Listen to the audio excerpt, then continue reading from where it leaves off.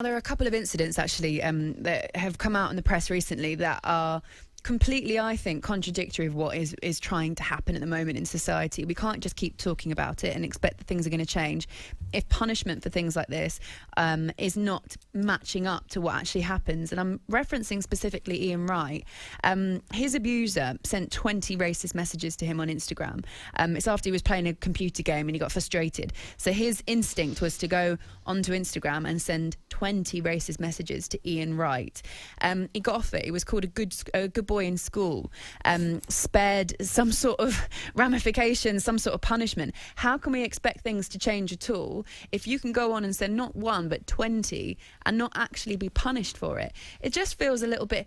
Why are we bothering talking about it if actually, when we report these things, the authorities let people down? You can't expect anything to change if there is no punishment for this kind of thing. We can punish all sorts of other things. You know, people break rules all the time. Footballers break rules all the time. They're held to account, but it feels like society isn't held to account, and we expect to just sit here and continue talking about it. I don't know how you feel about it, Troy. This is from me. I've never been racially abused in my life. So what I'm feeling, the anger, the frustration into recent events, especially about Ian Wright, must be an absolute minuscule amount compared to what you must be feeling. You've been racially abused before.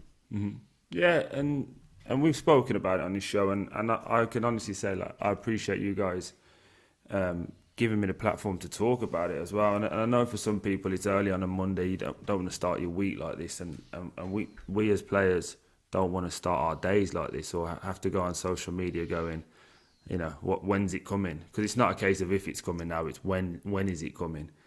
And I think the thing I can say, obviously Wright is a good friend of mine, so I want to just take it a little bit away from that, so I'm not speaking from with emotion and just speaking like when this guy, the young boy, got sent off for Southampton against Man United after 70 odd seconds. In my WhatsApp group, which is a mixed group, men, women, 4 different people went, "How long before he's abused online?" That was within 10 minutes of him being sent off. How long before he's abused online? This will be all in the papers tomorrow, how he's got monkey emojis and things of that nature. Now, if that is the thinking of where we're all going, we know it's coming, there's a problem. There's a real big problem. And we talk about race a lot, and I think I've been quite fair in my assessments as well. I think it's the same with discrimination towards women, towards the LGBTQ plus community. It's across the board, but it just feels like when it comes to race, there's just this little stopping block where we can't get any legislation over the line. And I had the honour of being in a government meeting last week, a roundtable discussion with the sports minister, and he wants to help, but it feels like it's a long, drawn out process. But we can, when you're being abused, Ali, and like I think you'll understand what I'm saying here. When you're being abused, that's not long. It's not quick enough. But we can all be locked down in 12 hours.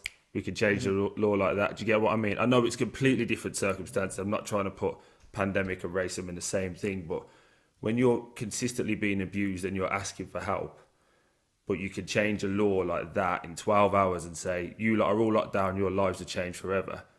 It surely shouldn't take 50, 60, 70 years to get some form of legislation in that will help change people's lives with racist abuse and discrimination of any kind. Alex Jankovic, so the player that you're talking about that got sent off against Southampton, that was his full debut. He's 19 years old, so obviously he's going to be that's going to be his debut forever, isn't it? He's always going to remember that red card, but he's also going to have to remember the racist abuse that he suffered. You feel like with racist messages, you feel like they just get 1, 2, 3. You feel like they get lots of different strikes before anyone takes any notice, isn't it? But then the person receiving that abuse doesn't get the same kind of reprieve from it. You get hit with a racist message, you read that, you have to read that because it's in front of your face, and you will respond. Your natural reaction will be to respond to it. Racism can come in all sorts of different forms and shapes and sizes and everything. Do you ever feel like you don't want to go on social media because you think that there is that opportunity for someone to get at you in that way, and you almost feel like it's going to be there? I'm probably the wrong person for that because I don't live my life on social media. I'm not a poster. I'm not a guy that, I'm lucky enough to have lived before social media when we had to telephone and write letters and things of that nature. So I do think Let me spin the question onto you, Laura. When you get abused for being a woman in sport, that burning anger that you get inside of you when you know you've done the hard yards, you know you've done all your apprenticeship, shall we say, and someone is going, oh, we're only giving you a job because you're a woman. That burning feeling that you have is what I have when someone says, you can't say, oh, Troy's crap at football. You have to say, you FB at football. Do you get what I mean? Like, there's no need to say that part. Why does that part come into it? Why can't you judge me on my work? Yeah. And that's what, you understand what I'm saying? Yeah, I do. I completely understand what you're saying. And actually, when it comes to social media, Clinton Morrison was brilliant the other day. I don't know if you heard or saw what 100%. He said on Sky Sports. Now, he was asked the question, and Vicky Gomersall was asking the question. And actually, I think it was the right question to ask, because she said, this isn't the view that I hold, but I want you to give me this answer. And he gave a brilliant answer. So what she was doing was drawing the answer out of him. I've been asked this question before as well. I remember speaking to Alan Brazil about it a couple of seasons ago on this show, and he was saying, why don't you just get off social media?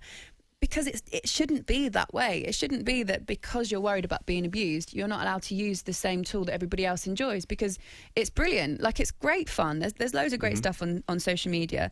You shouldn't have to be taken off social media to avoid the abuse. The abuse should be taken off. Yeah, and I think just the wonders of it, like, I don't know Ali personally.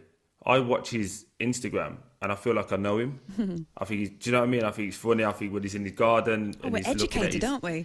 Yeah, we're looking at his 20 acres of land and all the wildlife coming through. But do you know what I mean? The joys of social media is that you can connect with people and whatever said person decides to give, that is, you know, we can see into that person's life, and it's a peep through the keyhole, essentially. What shouldn't have to happen is, in my opinion, when they keep saying, well, why don't you just come off social media? That's us burying our head in the sand. Why should we have to change our livelihoods? And let's be honest, the way technology is moving, it's all about the phone, it's all about social media, it's all about all these different things. Like, Ali, again, correct me if I'm wrong, mate, but you wouldn't necessarily want to be on Instagram. It's just the way the world's moving and you're keeping up with the times. Yeah. And so now someone went, well, remove that. And it's probably going to stop your job opportunities because, you know, talkSPORT, Suns, Amazon, Skies, they all look at what your following is and go, we'll tap into that because it's free advertising. But you should stop that because you're getting abused. So the abuser wins, and then you stop getting money in your pocket, and you can stop doing what you want to do anyway. That can't be right. There's a text here that I want to read out. This is from someone called Dark Matter, and he texts in a lot, actually, to the show. And he says, why don't footballers just block the abusers? It's not it's not that simple. I can answer that if you want. Yeah, go for it. Yeah, the thing is, you can block that user. That user can make another account in 35 seconds and do it again. So that's where we're saying it's not, for everything that's going on now, like, you want to get a passport. If you've got a betting account, you have to prove your ID, how much you earn, can you spend, like, you know what, have you got all these different funds just for a betting account to put a £10 bet on? But to go on social media and abuse someone, it's just, go and make one up and a fake email address, and in 30 seconds you're up and running. How is there no legislation and no ruling behind that so that we can track down these people? And I think, you know, I'm going to give some people the benefit of the doubt. You can get some kids now who think it's cool and are doing it for, oh, well, there's no repercussion, so we'll get a bit of abuse off people, but that makes my followers go up by 500.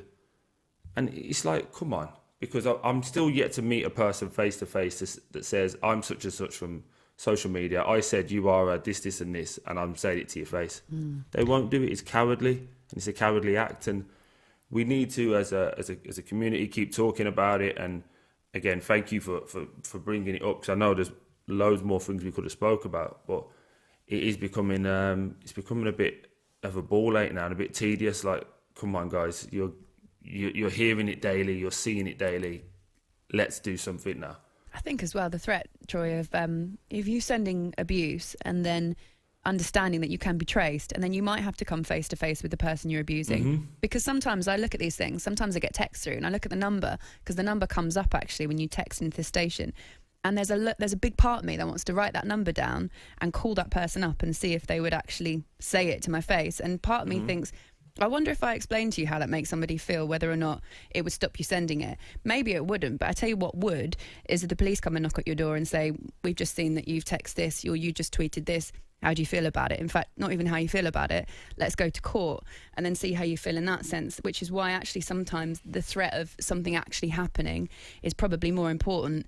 And that's why everything that you say on national radio, everything you write as well, Troy, has to be backed up in some kind of way. Otherwise, we just keep having the same conversations. But we appreciate you talking about that. No, it's not easy. It's honestly the most difficult thing I imagine that you can talk about, especially at this time in the morning. So thank you for doing that, Troy Deeney.